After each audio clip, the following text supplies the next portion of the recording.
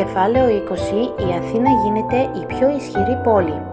Οι Έλληνες, πολεμώντας γενναία, νίκησαν τους Πέρσες. Ενθουσιασμένοι από τα καταρθώματά τους, συνέχισαν τον πόλεμο. Σκέφτηκαν μάλιστα να επιτεθούν οι ίδιοι αυτή τη φορά εναντίον των Περσών. Έτσι θα γλίτωναν οριστικά από τον περσικό κίνδυνο. Ο ελληνικός στόλος, με αρχηγό τον Παυσανία, ελευθέρωσε πρώτα πολλές πόλεις της Κύπρου και μετά τα στενά του Ελισπόντου. Ο επιθετικός πόλεμος όμως των Ελλήνων δεν θα διαρκέσει για πολύ. Γρήγορα φάνηκε ότι οι Σπαρτιάτες δεν ήταν πρόθυμοι να συνεχίσουν τον αγώνα εναντίον των Περσών. Είχαν πολλά προβλήματα στο ίδιο του το κράτος, αλλά και στην Πελοπόννησο. Πολλές πόλεις τότε, για να αντιμετωπίσουν τον περσικό κίνδυνο, ζήτησαν βοήθεια από την Αθήνα. Ο ισχυρός της στόλος αποτελούσε για αυτές μεγάλη ασφάλεια.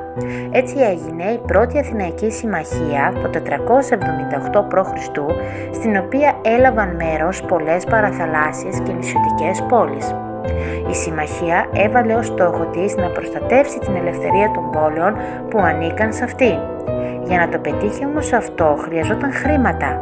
Κάθε πόλη έπρεπε να δίνει χρήματα ή πλοία για τον συμμαχικό στόλο. Οι αντιπρόσωποι των πόλεων συνεδρίαζαν στο ιερό νησί της Δήλου. Γι' αυτό η συμμαχία ονομάστηκε Δηλιακή. Τα χρήματα τα διαχειρίζονταν 10 Αθηναίοι που ονομάζονταν Ελληνοταμείες. Ο Αριστίδης ανέλαβε να κανονίσει τις υποχρεώσεις που θα είχε η κάθε πόλη. Τα κατάφερε τόσο καλά που καμιά δεν είχε παράπονο. Όλες ήταν ίσες.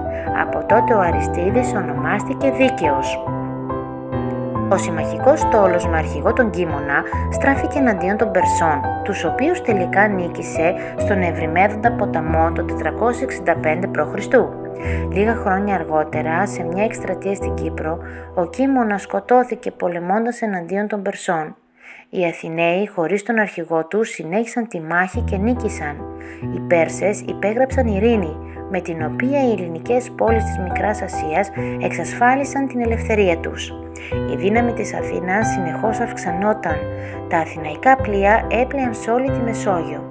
Ο Πειραιάς έγινε το πιο μεγάλο λιμάνι. Αυτά έκαναν τους Αθηναίους να μην συμπεριφέρονται με καλό τρόπο στους συμμάχους τους. Μετέφεραν μάλιστα το Ταμείο της Συμμαχίας από τη Δήλο στην Αθήνα. Οι σύμμαχοι άρχισαν να έχουν παράπονα. Ήταν φανερό ότι η συμμαχία είχε καταλήξει να είναι η ηγεμονία της Αθήνας. Η Σπάρτη, βλέποντας τη δύναμη της Αθήνας να μεγαλώνει, θέλησε να πάρει με το μέρος της τις δυσαρεστημένες πόλεις.